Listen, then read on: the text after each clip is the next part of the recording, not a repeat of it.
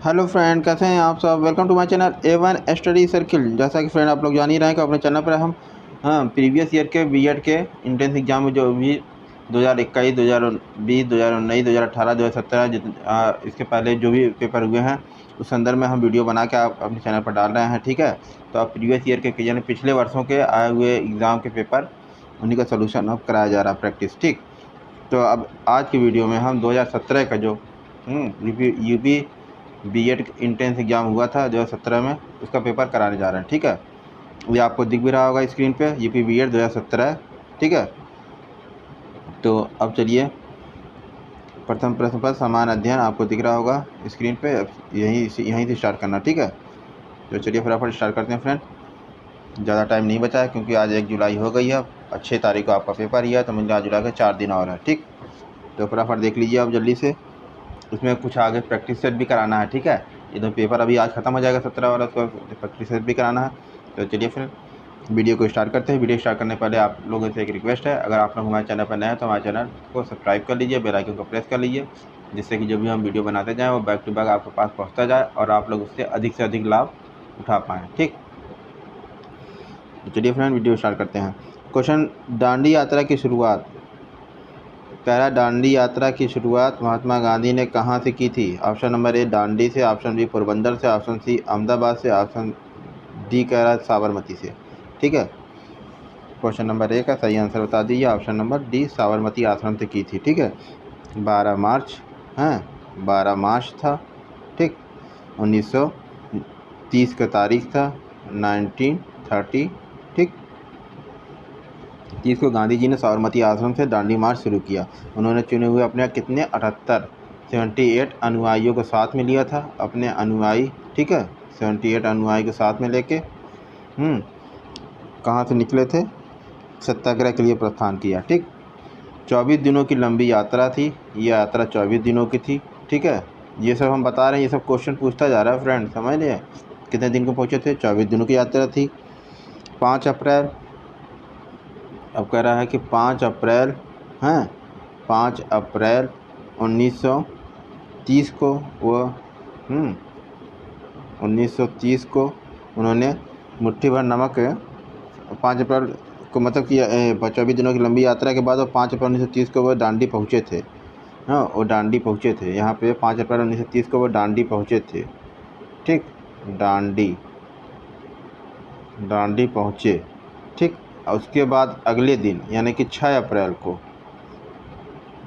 क्या करें हम, 6 अप्रैल समझ लीजिए। ठीक, अप्रैल, ये 6 अप्रैल 1930 को इन्होंने मुट्ठी भर का नमक अपने हाथ में लेकर नमक सविनय अवज्ञा आंदोलन का, नॉन कोऑपरेशन मूवमेंट जिसे बोलते हैं, सविनय अवज्ञा आंदोलन का शुरुआत कर दिया था, श्री गणेश किया था। ठीक है, तो 5 अप्रैल 1930 को वो पहुँचे थे, 24 दिनों की यात्रा थी।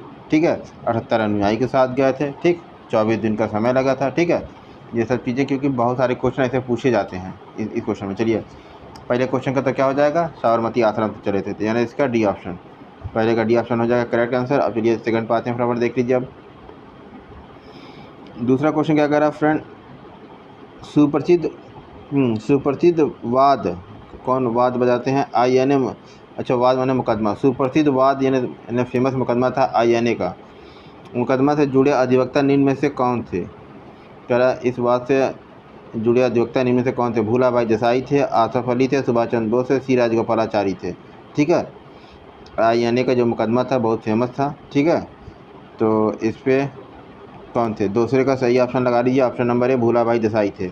1945 में लाल किले में आज़ाद हिंद फौज के सिपाहियों के ऊपर इस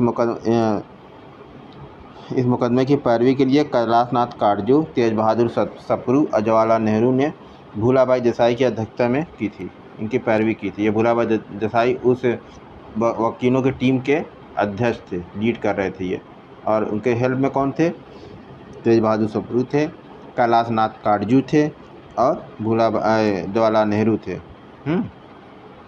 अध्यक्ष यहीं की थी, इन्हीं की थी, भूलाभाई देसाई की थी। दूसरे का ए ऑप्शन। ठीक, चलिए अब फटाक से देख लेते हैं तीसरा क्वेश्चन क्या कर रहा है। तीसरा क्वेश्चन कह रहा है, थोड़ा हम इसको जूम कर दें।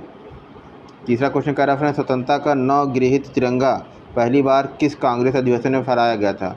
नवगृहित स्वतंत्रता का तिरंगा पहली बार किस कांग्रेस अधिवेशन में फहराया गया था? कलकत्ता अधिवेशन 1920 में, नागपुर सत्र का अधिवेशन 1920 में, लाहौर अधिवेशन 1929 में, कि हरिपुरा कांग्रेस 19। तो इसका सी ऑप्शन लगा लीजिए, लाहौर अधिवेशन 1929 में, तीसरे का सी ऑप्शन। ठीक, जवाहरलाल नेहरू इसके अध्यक्ष थे।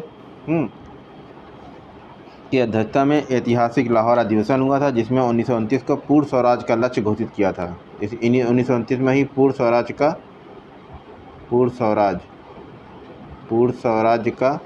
लक्ष्य घोषित किया गया था। कहा गया था कि अब इससे कम में कोई बात नहीं होगी।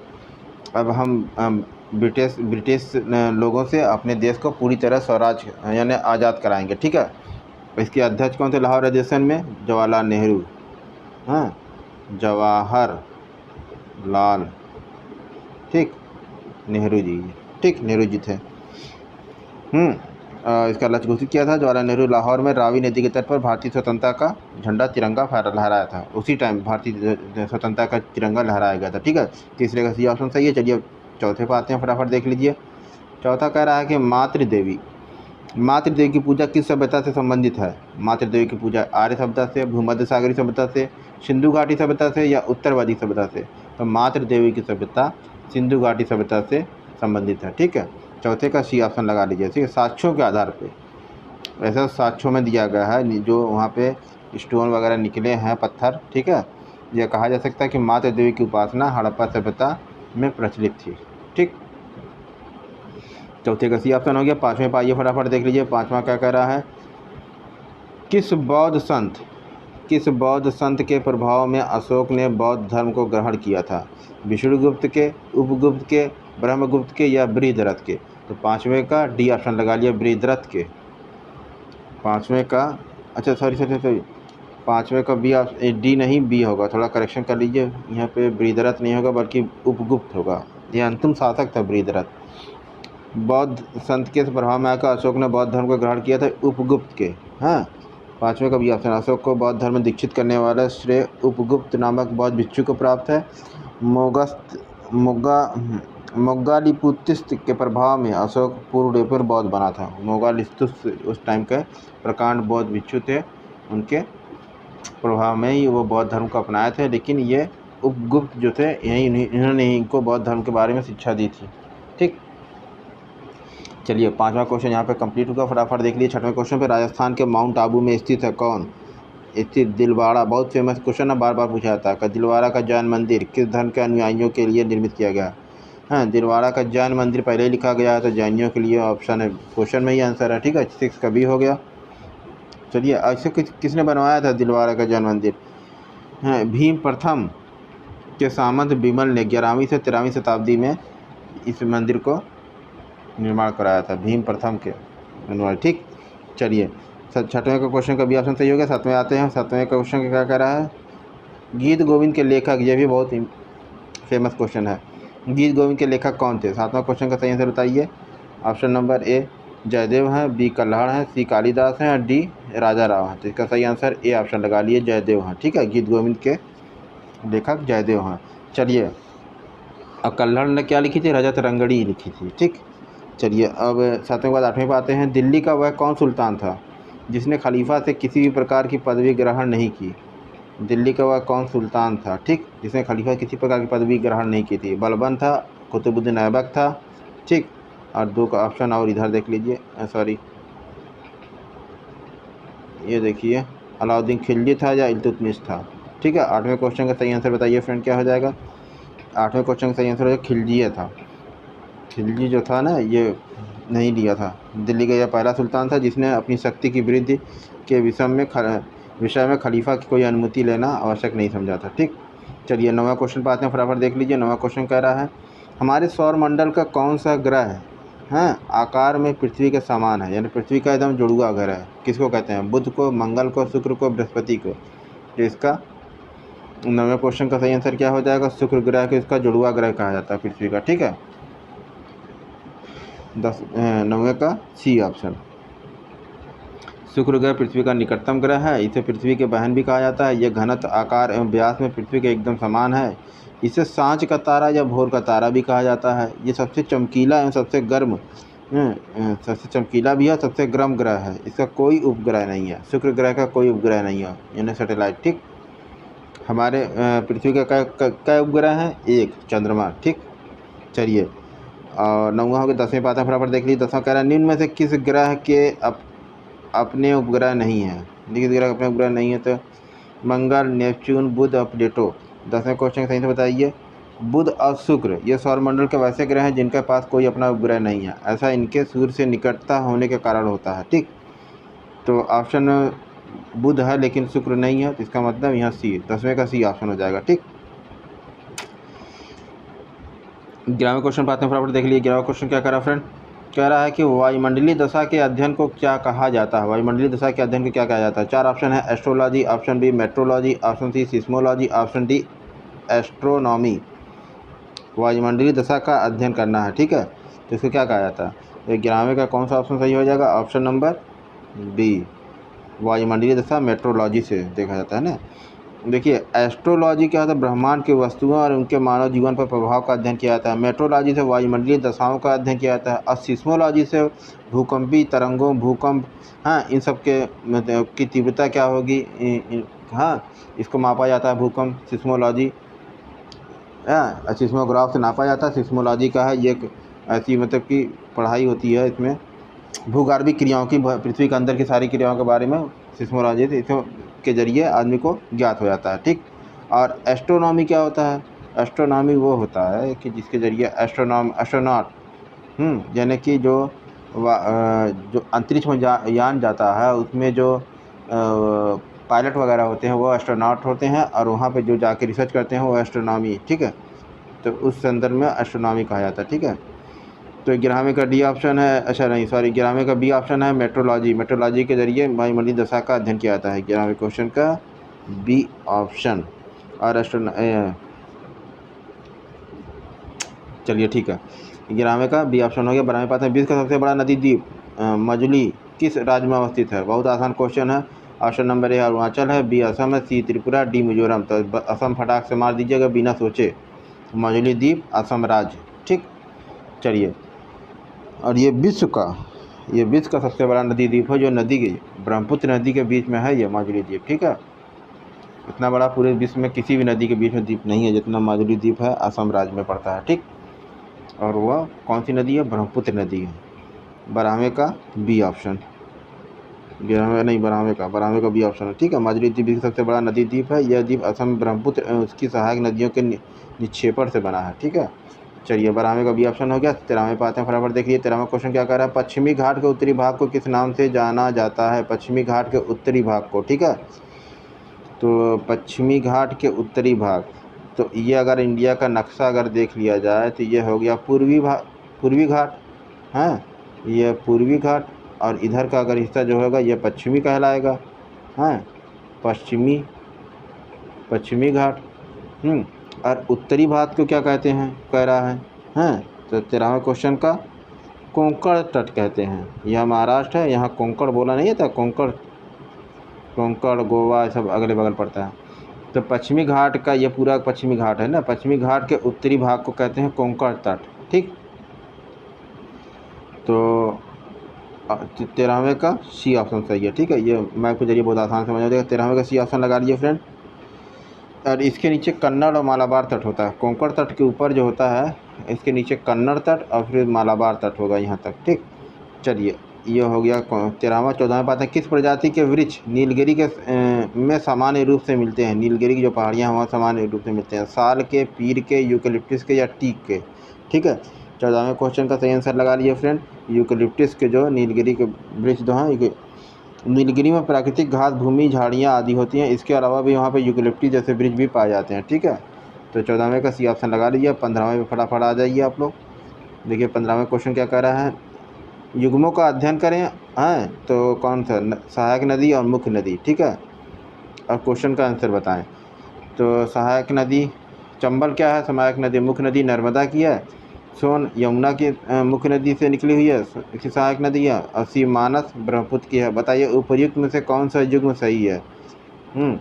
तो 15वें क्वेश्चन का ऑप्शन बताना है आपको। उपर्युक्त में से कौन सा युग्म सही है?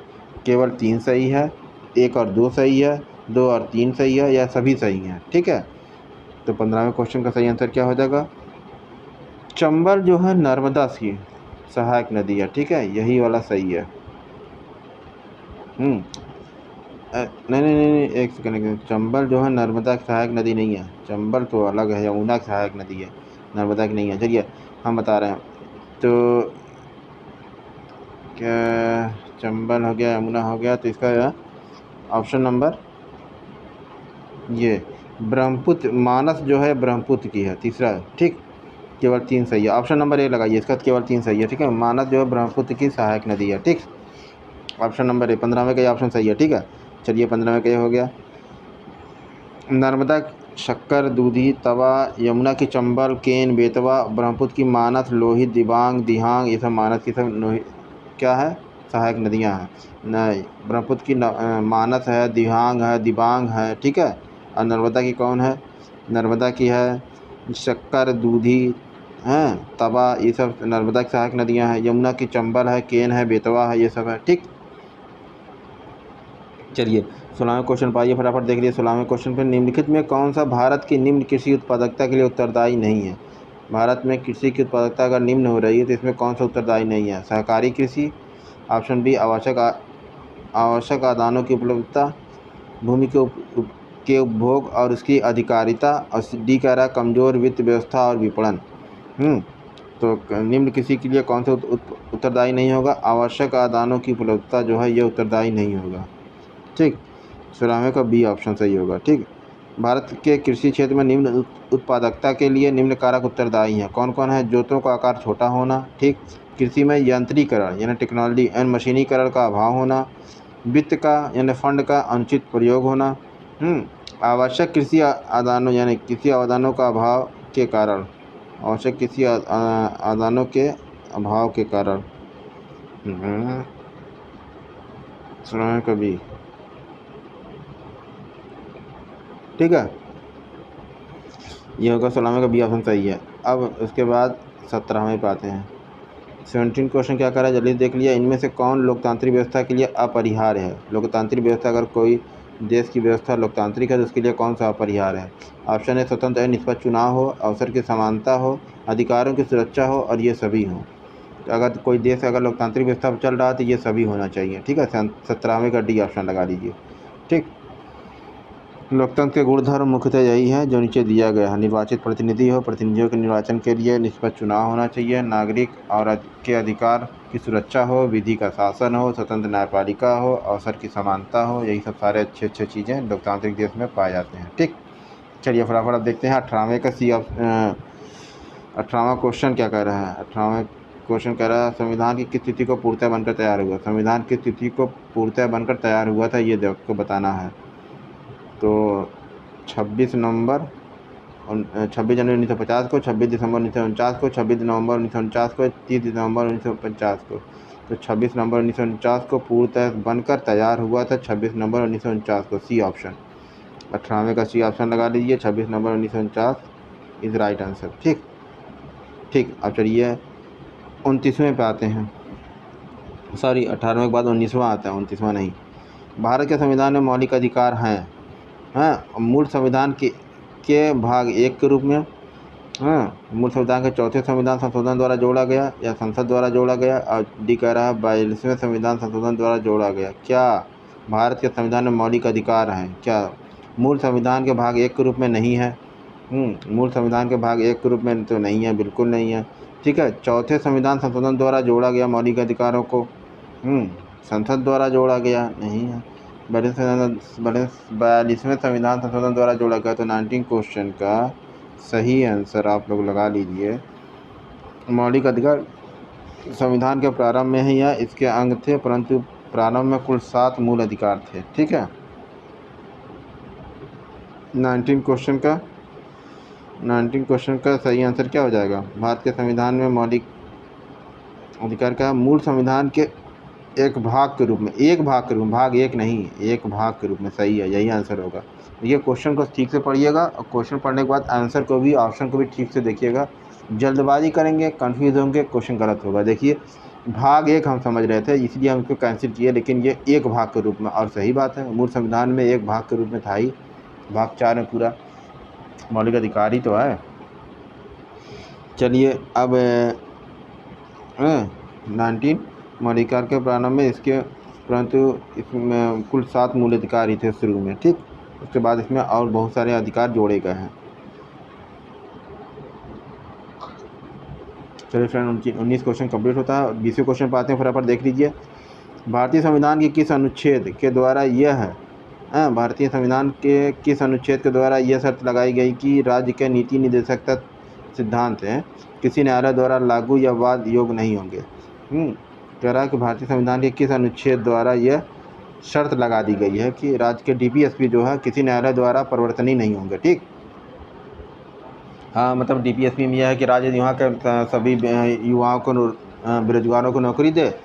उसमें अगर ये न्यायालय द्वारा परिवर्तनीय कर दिया तो मौलिक अधिकार तो परिवर्तनीय है, लेकिन डीपीएसपी यानी नीति निर्देशक तत्व जो है, जो सिद्धांत है, वह परिवर्तनीय नहीं है।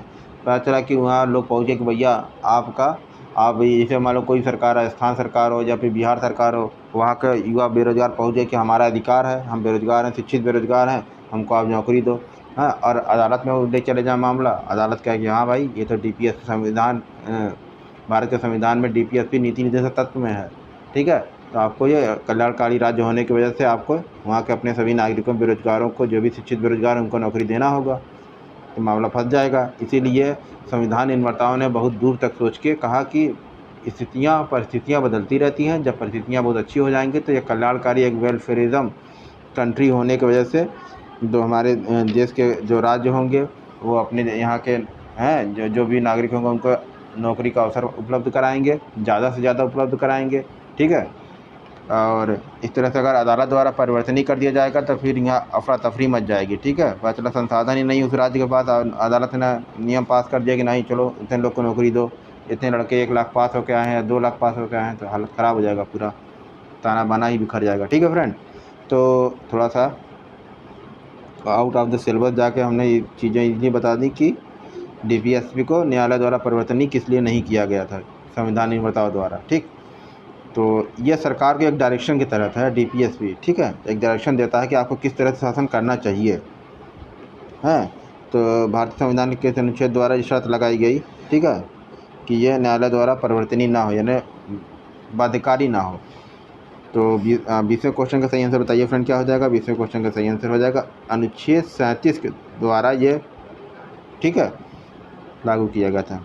अनुच्छेद 37 जो है संविधान में उल्लिखित राज्य के डीपीएसपी ने नीति निर्देशक सिद्धांतों को वाद यानी कि अदालत में परिवर्तनीय अयोग्य बताता है।